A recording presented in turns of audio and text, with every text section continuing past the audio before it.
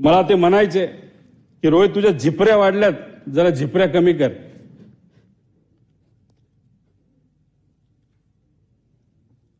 त्या दिवशी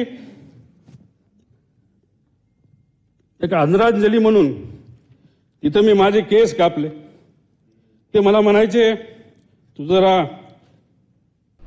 प्रशासनावर वचक असणारा नेता गेला, जाती धर्माच्या पलीकडे काम करणारा नेता गेला, सूर्याशी स्पर्धा करणारा नेता गेला, सूर्य उगवण्याआधी कामाला सुरुवात व सूर्य मावळल्यानंतर काम बंद करणारा नेता गेला.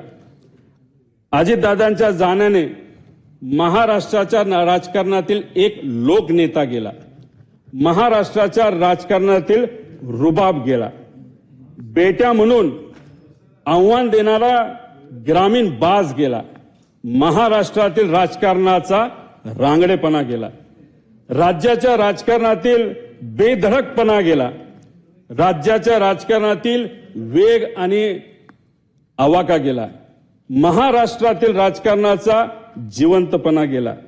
सगळ्यात महत्वाचे राज्याच्या राजकारणातील मिश्किलपणा गेला. अजितदादा पवार नावाचा जादूगार हसवत हसवत संबंध महाराष्ट्राला निशब्द करून गेला. मला ते म्हणायचे की रोहित तुझ्या झिपऱ्या वाढल्यात, जरा झिपऱ्या कमी कर.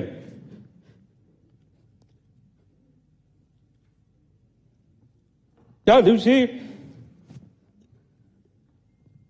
एक आदरांजली म्हणून इथं मी माझे केस कापले. ते मला म्हणायचे तू जरा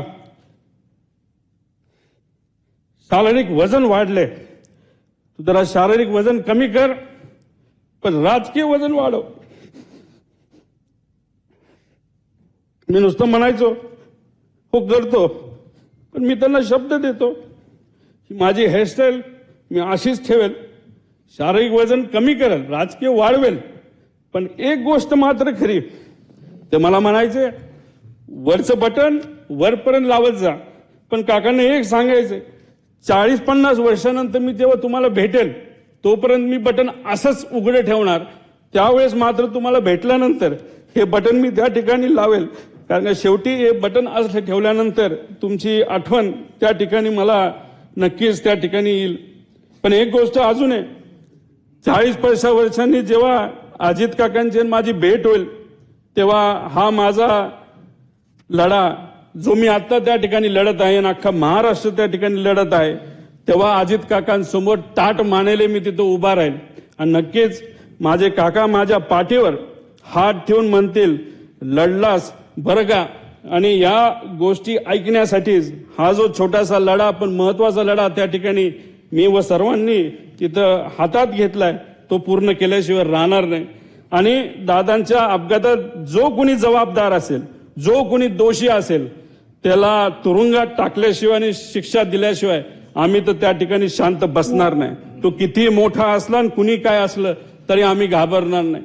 त्याच्याच बरोबर मला काकींना या ठिकाणी सांगायचं, काकी तुमच्या राजकीय पुढच्या प्रवासामध्ये या छोट्या कार्यकर्त्यांचं तुमच्या या पुतण्याचं जिथं कुठं तुम्हाला मदत लागेल ती मदत करण्यासाठी मी सदैव त्या ठिकाणी तयार असेल. एवढंच या ठिकाणी सांगतो, जेवढं बोलेल तेवढं कमी आहे.